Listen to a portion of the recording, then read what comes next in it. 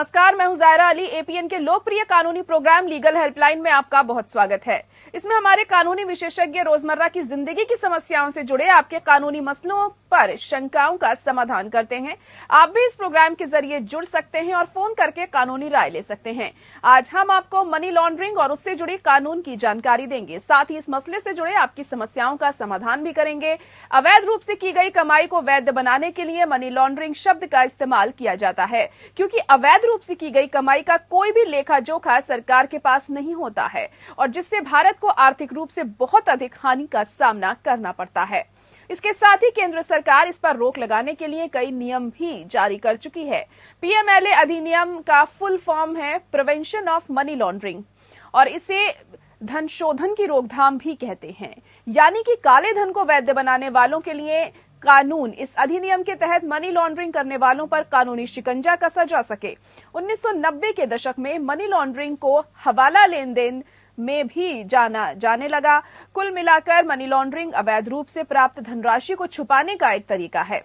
तो ये तो थी बुनियादी जानकारी। मनी लॉन्ड्रिंग और उससे जुड़े कानून की ज्यादा जानकारी देंगे हमारे आज के कानूनी विशेषज्ञ अधिवक्ता सुंदर खत्री जी।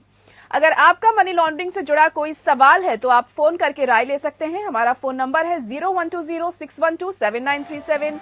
इसके अलावा आप 0120-612-7938 भी डायल कर सकते हैं।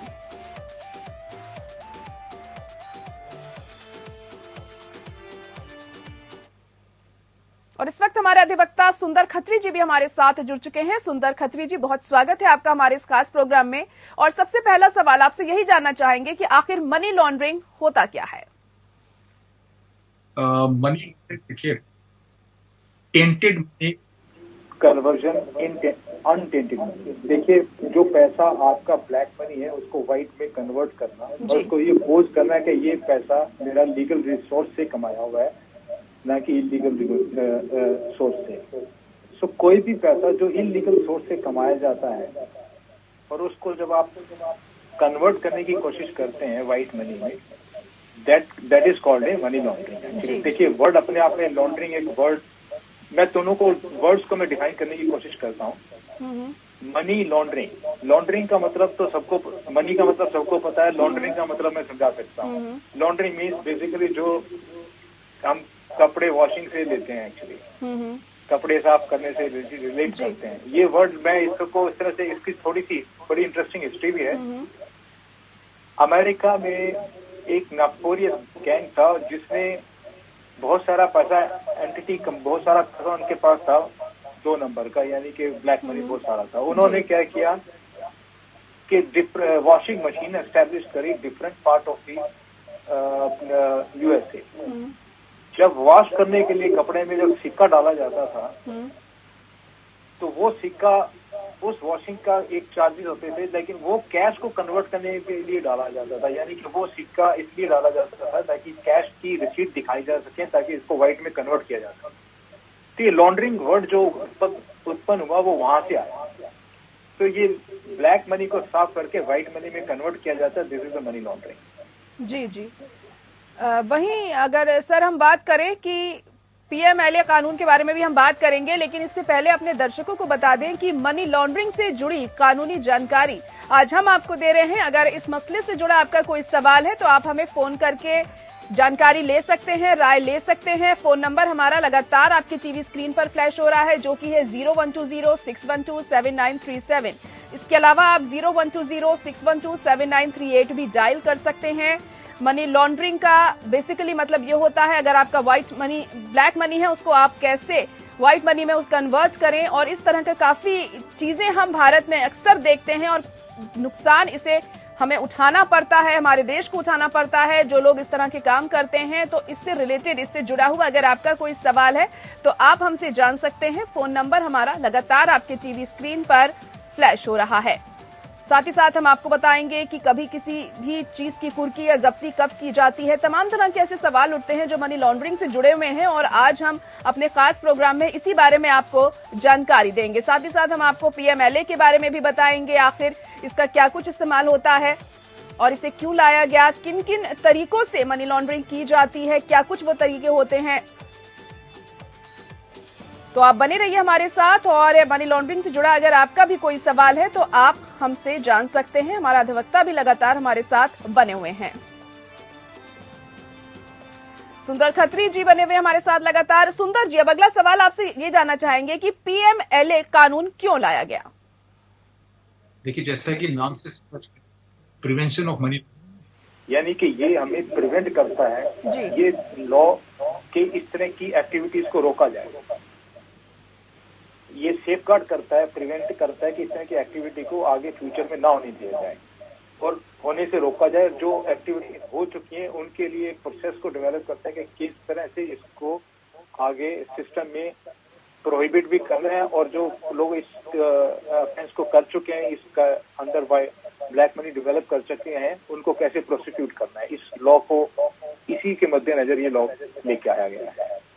जी जी, तो किन किन तरीकों से मनी लॉन्ड्रिंग की जाती है? वे 5 तरीके ऐसे क्या बताए जाते हैं? देखिए, जैसे सबसे बड़ा तरीका है नार्कोटिक्स, स्मगलिंग। नार्कोटिक्स का मतलब जैसे कि अफीम बेचना, नशे के पदार्थ, हेरोइन बेचना, इसके थ्रू अगर कोई रुपया इकट्ठा किया जाता है या जो कि लॉन्ड्रिंग एक्ट के अंदर आता है, स्मगलिंग आता है। किन किन तरीकों से मनी लॉन्ड्रिंग की जा सकती है, इस बारे में जानना चाहेंगे विस्तार से। देखिए, जैसे कि नार्कोटिक्स नशे के पदार्थ हैं, उनसे कोई इनकम कमाई जाती है। स्मगलिंग है, कोई भी नेशनल सीक्रेट्स को कोई बेचा जाता है। फेक बिलिंग है, और बहुत सारे इंस्टेंसेस हैं जैसे इलीगल ट्रेड्स हैं, एनी इलीगल ट्रेड के थ्रू एक्सटॉर्शन है, किडनैपिंग है। इसके द्वारा जो भी पैसा अगर आप कैश कंपोनेंट के रूप में कमाया जाता है या अर्न किया जाता है, that is called money laundering. ये 5 इंस्टेंसेस इस तरह के हो सकते हैं। जी जी, मैं इससे पहले पीएमएलए की भी बात की आपने, तो पीएमएलए अधिनियम के तहत जांच की क्या प्रक्रिया होती है? देखिए, सबसे एम्पावर्ड एक डिपार्टमेंट है जिसे हम बोलते हैं कि एनफोर्समेंट डायरेक्टर्स, एनफोर्समेंट एजेंसी। उस एनफोर्समेंट डायरेक्टर्स, उसके नीचे हिरार्की डिफाइंड है कि ज्वाइंट डायरेक्टर्स हैं, डेप्टी डायरेक्टर्स हैं, उनके पास सारी पावर्स हैं टू इन्वेस्टिगेट दी कि whether this amount is earned through illegal resources. कोई भी मनी अगर इलीगल रिसोर्सेज से कमाया जाता है जिसकी डिक्लेरेशन नहीं है, तो एनफोर्समेंट डायरेक्टर या तो इंफॉर्मेशन के बेस पे या खुद सुओ मोटो एक्शन भी लिया जा सकता है। तो उनके पास इन्वेस्टिगेशन से, एक इन्वेस्टिगेटिंग ऑफिसर के पास जो पावर्स होती है, जैसे स्टेटमेंट रिकॉर्ड करना, डॉक्यूमेंट्स को रिकवर करना, प्रॉपर्टीज को अटैच करना, इस तरह की सारी पावर्स उनके पास ऑलरेडी एक्ट में मौजूद है। तो वो अपनी पावर का इस्तेमाल करके समन भी करते हैं, विटनेसेस की स्टेटमेंट भी रिकॉर्ड करते हैं, एक्यूज को बुला के उनकी स्टेटमेंट रिकॉर्ड करके उस कार्यवाही को आगे भी बढ़ाते हैं। जी जी, सुंदर जी, इस कानून में हम देखते हैं कि पेमेंट सिस्टम और पेमेंट सिस्टम ऑपरेटर की भी बात की जाती है, वो क्या होता है? देखिए, ये एक तरह से जो बैंकिंग, जैसे हर एक बैंकिंग प्रक्रिया जो बैंकिंग है वो रेगुलेटेड होती है आरबीआई के। जो पेमेंट सिस्टम जो कि आजकल नया चलन है, डिजिटल ट्रांसफर, जैसे पेटीएम और ये जिस तरह की एजेंसीज हैं, ये पेमेंट सिस्टम है एक तरह का। ये इनको यूज करके मनी ट्रांसफर किया जाता है। दैट दोज ऑपरेटर्स, ये क्या होते हैं, खाली इनको जितनी भी सस्पिशियस ट्रांजैक्शंस होती हैं वो इनको रिपोर्ट करनी होती हैं। तो जितने भी ये जो लाइसेंस देती है RBI, reserve bank of India, जो कि बैंकों को लाइसेंस देती है, एनबीएफसी को भी लाइसेंस देती है, हाउसिंग फाइनेंस कॉर्पोरेशन को भी लाइसेंस देती है, पोस्ट ऑफिस वालों को भी लाइसेंस देती है। तो ये सारे जो पेमेंट सिस्टम्स हैं, इनकी ड्यूटी बनती है कि जो भी सस्पिशियस ट्रांजैक्शंस हैं उनको आगे अथॉरिटीज के पास रिपोर्ट करें। जी जी जी, एक कॉलर हमारे साथ इस वक्त निखिल जैन दिल्ली से जुड़ चुके हैं। निखिल, सवाल पूछ सकते हैं आप अपना। सर, मेरा सवाल ये था कि जितने भी आपकी मनी लॉन्ड्रिंग के जो होते हैं उसमें बैंक का भी काफी अच्छा रोल रहता है उस चीज में। तो सर, इस पर बैंक के ऊपर एक्शन लेना सही नहीं रहेगा कि अगर हम किसी इंडिविजुअल को लेने की जगह उससे पहले बैंक पे लें कि एनपीए वगैरह क्यों इतने डिक्लेयर होते हैं, लोन वगैरह देते हैं बिना जानकारी, बिना चेकअप के, तो उनके ऊपर क्या कर सकती है गवर्नमेंट मनी लॉन्ड्रिंग तरीके से? क्या जवाब देना चाहेंगे सुंदर जी? जी, देखिए, जो बैंक्स के जो रोल है, बैंक अपनी एक बैंक प्रक्रिया जो चलती है वो बैंकिंग रेगुलेशन एक्ट के तहत है। बैंक सबके सब लाइसेंस लेते हैं, ये basically reserve bank of India इनको लाइसेंस देता है काम करने के लिए। जहां तक इनकी पर्सनल इन्वॉल्वमेंट की बात आती है, यस, ऐसा कहीं नहीं है। बैंकिंग ऑफिसर्स को भी मनी लॉन्ड्रिंग एक्ट के अंदर पनिश भी किया गया है और उनको प्रोसिक्यूट भी किया गया है। ऐसा नहीं है कि बैंक, देखिए आप किसी न किसी ऑफिसर को ही तो पकड़ेंगे। बैंक अपने आप में फ्रॉडुलेंट ट्रांजैक्शन नहीं कर सकता, बैंक के ऑफिसर्स करेंगे। तो यस, बैंक के ऑफिसर्स के खिलाफ, इवन कस्टम ऑफिसर्स के खिलाफ, इवन बहुत सारे गवर्नमेंट ऑफिसर्स के खिलाफ इस तरह की कार्रवाई एनफोर्समेंट डायरेक्टरेट करता भी है और हुई भी है। जी जी निखिल जी, उम्मीद है आपको अपना जवाब मिल गया होगा। चलिए आगे बढ़ते हैं सुंदर जी, और अगला सवाल आपसे ये जानना चाहेंगे कि मनी लॉन्ड्रिंग जुर्म के लिए सजा या जुर्माना क्या कुछ रखा गया है? देखिए, जुर्माना तो अब जैसे ही मनी लॉन्ड्रिंग, कोई भी प्रॉपर्टी अगर टेंटेड प्रॉपर्टी है, अगर वो गवर्नमेंट उसको अटैच कर लेती है, सबसे पहले आता है प्रोविजनल अटैचमेंट, उसके बाद होता है फाइनल अटैचमेंट, फिर कन्फिस्केशन होता है प्रॉपर्टी का। ये तीनों स्टेजेस हैं। यानी कि जो प्रॉपर्टी अगर वो आउट ऑफ प्रूव हो जाता है स्पेशल डेजिग्नेटेड कोर्ट के द्वारा, वो प्रॉपर्टी का जितना भी रियलाइजेशन है वो सारा पैसा गवर्नमेंट ट्रेजरी में जाता है, वो सेंट्रल गवर्नमेंट की प्रॉपर्टी हो जाती है। तो ये जो आपका क्वेश्चन यही था ना कि ये प्रॉपर्टीज कैसे सेल करके रियलाइज सर, क्या कुछ सजा या जुर्माना होना चाहिए अगर कोई मनी लॉन्ड्रिंग के मामले में फंसता है तो? जी जी देखिए, यस, जो जहाँ तक कन्विक्शन की बात है, जो सेंटेंस डिफाइंड है वो 3 साल से लेके 7 साल तक की सजा हो सकती है। और दूसरा, अगर कोई नार्कोटिक्स के अंदर इन्वॉल्व है तो उसके अंदर 3 साल से 10 साल की कन्विक्शन हो सकती है। ये 2 सजाएं डिफाइंड है अंडर द एक्ट। तो जहां तक आप आ जाती है मॉनेटरी पेनल्टी तो अपना आती है, क्योंकि सारे का सारा पैसा अगर आपने इलीगल रिसोर्स से कमाया है वो पैसा गवर्नमेंट ट्रेजरी में ऑटोमेटिक चला जाता है। जी जी। तो तलाशी और जब्ती के दौरान जो अधिकारी होते हैं उनके पास क्या कुछ शक्तियां होती हैं, क्या कुछ वो कर सकते हैं इस दौरान? देखिए, जो एक कंसर्न एसएचओ यानी कंसर्न इन्वेस्टिगेटिंग ऑफिसर के पास पावर है, वो सारी पावर्स इनके पास मौजूद है।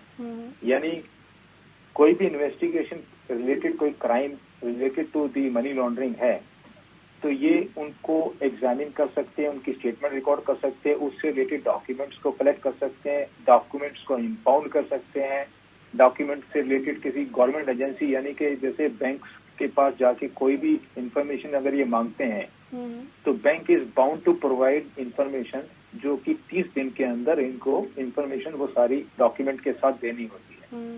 तो इन्वेस्टिगेशन से रिलेटेड जितनी भी पावर्स हैं वो इन्फोर्समेंट डायरेक्टर के पास सारी की सारी मौजूद है। जी जी। तो कितने दिनों के लिए संपत्ति को जब्त किया जा सकता है या विभाग द्वारा संलग्न किया जा सकता है? संपत्ति, जैसे सबसे पहले हम मान लो कोई प्रॉपर्टी आ जाती है, जैसे मूवेबल प्रॉपर्टी है, इमूवेबल प्रॉपर्टीज है, या कोई टेंजिबल एसेट्स हैं, कोई इनटेंजिबल एसेट्स हैं, या कोई मटेरियल एसेट्स है, इमटेरियल एसेट्स हैं, ये सारी प्रॉपर्टीज इनिशियली प्रोविजनल अटैचमेंट की कैटेगरी में आती हैं। तो इनकी जो पीरियड है वो 6 मंथ्स यानी कि 180 डेज तक वो प्रोविजनल अटैचमेंट वैलिड होता है। उसके बाद उसको एडजुडिकेटिंग अथॉरिटी के पास उसकी परमिशन लेनी होती है वहां पे उस अटैचमेंट को कंफर्म कराने के लिए। जी। अगर वो कंफर्म हो जाता है, उसके बाद कोई भी अग्रीव्ड पार्टी उसकी अपील फाइल कर सकती है बिफोर द अपीलेट ट्रिब्यूनल। तो ये सारी हिरार्की जिस तरह से मूव होती है, जो अटैचमेंट का जो पीरियड है 180 डेज टू 365 डेज है टोटल पीरियड, तो इसी दौरान उसको सारी चीजें कंक्लूड करनी होती है। जी जी जी। सर, एक कॉलर हमारे साथ पूजा चौरसिया इस वक्त जुड़ चुकी हैं साउथ दिल्ली से। पूजा, अपना सवाल पूछ सकती हैं आप। Good evening sir. सर, मेरा क्वेश्चन है कि prevention of money laundering, sir अभी हमारा डिजिटल करेंसी या फिर क्रिप्टो करेंसी बहुत, हमने ये चीज अभी चर्चे में है, तो ये डिजिटल करेंसी किस हद तक प्रिवेंशन ऑफ मनी लॉन्ड्रिंग को इफेक्ट करता है, या फिर हम किस तरह तक इसको रोक सकते हैं विद दिस एक्ट? ये इस वक्त बहुत ही नया चैप्टर होगा हमारे लिए क्रिप्टो करेंसी का, क्योंकि क्रिप्टो करेंसी से रिलेटेड कोई मनी लॉन्ड्रिंग से रिलेटेड कोई केस अभी तक हमारे सामने आया नहीं है। अब जहां तक क्रिप्टो करेंसी की बात है, वो बेसिकली लॉन्ड्रिंग एक्ट में कवर अप यानी कि कहीं पे भी कोई डिफाइन भी नहीं है, ना तो हमारे पास कोई केस है इस तरह का है। और जहां तक क्रिप्टो करेंसी की ट्रेडिंग की बात है, किस तरह से ये लोग ट्रेडिंग कर रहे हैं और रिजर्व बैंक ऑफ इंडिया की क्या गाइडलाइंस है, सब कुछ मिसिंग है इस बारे में। तो बहुत ही नई चीज है जी। इस स्टेज पे कुछ भी कहना बहुत ही मुश्किल है। इसको डिफाइन करना itself is basically is very difficult. और हो सकता है कि आने वाले दिनों में शायद कुछ प्रावधान हो इसको लेकर, लेकिन फिलहाल अभी कुछ ऐसा नहीं किया गया है सर, यही माना जा सकता है। चलिए ठीक है पूजा जी, आपको अपना जवाब मिल गया होगा, आगे बढ़ेंगे। तो मनी लॉन्ड्रिंग करके विदेश भी अक्सर लोग भागते हैं, हम देखते हैं सुंदर जी, पिछले काफी दिनों में, कई सालों में हमने इस तरह के केसेस भारत में भी देखे हैं। तो ऐसे लोगों पर क्या कुछ कार्रवाई होती है? देखिए, जब ये दो स्पेशल डेजिग्नेटेड कोर्ट्स हैं, आप जी। कोई भी विदेश में अगर कोई व्यक्ति भाग जाता है या कोई प्रॉपर्टी, देखिए इसकी दो सिचुएशन है। मैं इसको कॉन्ट्रेक्चुअल कंट्रीज बोलते हैं हम लोग इनको, फॉरेन ट्रीटीज, यानी कि जो कंट्री के साथ हमारे फॉरेन ट्रीटीज के एग्रीमेंट है, उन कंट्री में जैसे हमारे लॉ को इन्फोर्स किया जाता है। कोई भी व्यक्ति इंडिया से पैसा कमा के या इंडिया का पैसा जो कि इलीगल रिसोर्स से कमा के अगर बाहर शिफ्ट कर देता है, तो उस दशा में हमें डेजिग्नेटेड कोर्ट से परमिशन लेनी होती है to recover the property and to arrest the person. ये दोनों चीजें हम लोग जो डेजिग्नेटेड यानी कि ट्रायल कोर्ट है वहां से परमिशन लेते हैं और उसको वहां पे एग्जीक्यूट कराते हैं, जो कि हम बोलते हैं एक्स्ट्राडिशन। जी जी। वो पॉसिबल है। उन्हीं सेम चीज वहां पे भी लागू होती है, क्योंकि वहां के कंट्री के भी जो लॉज हैं हम अप्लाई करते हैं इंडिया में। अगर कोई किसी व्यक्ति ने बाहर के अब्रोड से कोई पैसा अगर यहाँ पे लगाया है और वहाँ के जुडिशियल ऑर्डर्स हैं, तो हम सेम कैटेगरी में उसको यहाँ पे मदद करते हैं रिकवरी ऑफ प्रॉपर्टीज के लिए, और उस आदमी को वहाँ पे कस्टडी में लेके उनको हैंड ओवर करने के लिए। These are the reciprocal arrangements. जी जी। सुंदर जी, वही मनी लॉन्ड्रिंग केसेस में जब छापे मारे जाते हैं या फिर खोज की जाती है, तो जो आरोपी व्यक्ति होता है उसके क्या कुछ अधिकार होते हैं ऐसे में अपनी सफाई देने के? देखिए, एक दो चीजें होती है। एक व्यक्ति सस्पिशन है जिसपे, एक तो उसकी इंटेरोगेशन होना, और दूसरी जो चीज है जिस आदमी ने रियल में क्राइम किया है तो इमीडिएट अरेस्ट होना। यानी कि एक्ट के अंदर दोनों पावर्स मौजूद हैं। किसी पे से कोई वारंट लेने की आवश्यकता नहीं है। एक्ट में, मनी लॉन्ड्रिंग एक्ट में, एक कंसर्न ऑफिसर के पास सीधी पावर्स है। Without warrant person can be arrested. अब जहां तक उसकी राइट्स की बात आती है, तो राइट टू बेल वो डेजिग्नेटेड कोर्ट्स के अंदर अप्लाई किया जा सकता है, बेल ली जा सकती है। अगर मान लीजिए उसका कोई रोल नहीं है, ना कोई डायरेक्टली है ना कोई इनडायरेक्टली रोल है, तो वो डेजिग्नेटेड कोर्ट में जाके एप्लीकेशन मूव भी कर सकता है जी। और वहाँ पे अगर कोई लॉ का प्रोसेस मिसयूज हो रहा है तो वहाँ पे पॉइंट आउट करके अपने आप को उसमें से, उस ऑफेंस से निकाल भी सकता है। जी जी। तो अगर किसी शख्स को पीएमएलए 2002 के तहत गिरफ्तार किया जा सकता है, अगर ऐसा है तो गिरफ्तारी के दौरान इन लोगों के क्या कुछ अधिकार होते हैं ऐसे में? देखिए, जब जैसे कि मैंने कहा कि इंस्पेक्टर के पास, जैसे एनफोर्समेंट डायरेक्टर के पास सीधी पावर है, विदाउट वारंट अरेस्ट किया जा सकता है जी। अब अरेस्ट करने के बाद जो भी उससे रिकवरी होगी, तो नेचुरली उसके बाद तो जो प्रोसेस स्टार्ट होगा वो क्रिमिनल कोर्ट के थ्रू, यानी कि सेशन कोर्ट्स हैं, डेजिग्नेटेड कोर्ट्स, वहाँ के थ्रू ये बेल अप्लाई किया जा सकता है। वहाँ पे वो बेल ली जा सकती है। और इस सारे लॉ के अंदर सारी चीजें, इन्फोर्समेंट डायरेक्टर के एक तरह से इन्वेस्टिगेटिंग एजेंसी है जी। सारी पावर्स एनफोर्समेंट डायरेक्टर के पास मौजूद होती हैं, क्योंकि वो ऐसे, देखिए, सब्सटेंशियल कुछ उसके पास कुछ निकलेगा तभी वो अरेस्ट कर पाएगा। अदरवाइज उससे पहले उसको अरेस्ट करना है, उसको भी जस्टिफाई करना होता है। जैसे ही आप कहीं अरेस्ट करेंगे तो 24 आवर्स के अंदर उसको कंसर्न मजिस्ट्रेट के यहाँ पेश करना होता है। जो पीरियड है 24 आवर्स, वो रिड्यूस भी किया जो इंक्रीज भी किया जा सकता है, क्योंकि ट्रांजिट पीरियड भी कई बार हमने देखा है कि एनफोर्समेंट डायरेक्टर सपोज तमिलनाडु से किसी आदमी को अरेस्ट करता है, केस दिल्ली में है, तो वो पीरियड एक्सक्लूड हो जाता है और विद इन 24 आवर्स उसको कंसर्न मजिस्ट्रेट के यहाँ पेश करके उसको आगे की कार्रवाई करी जाती है। जी जी। चलिए, बहुत शुक्रिया सुंदर खत्री जी हमारे साथ जुड़ने के लिए, और बहुत अहम जानकारी आपने दी हमारे दर्शकों को मनी लॉन्ड्रिंग से जुड़ी हुई। और इसी के साथ लीगल हेल्पलाइन में आज के लिए इतना ही। मुझे दीजिए इजाजत। नमस्कार।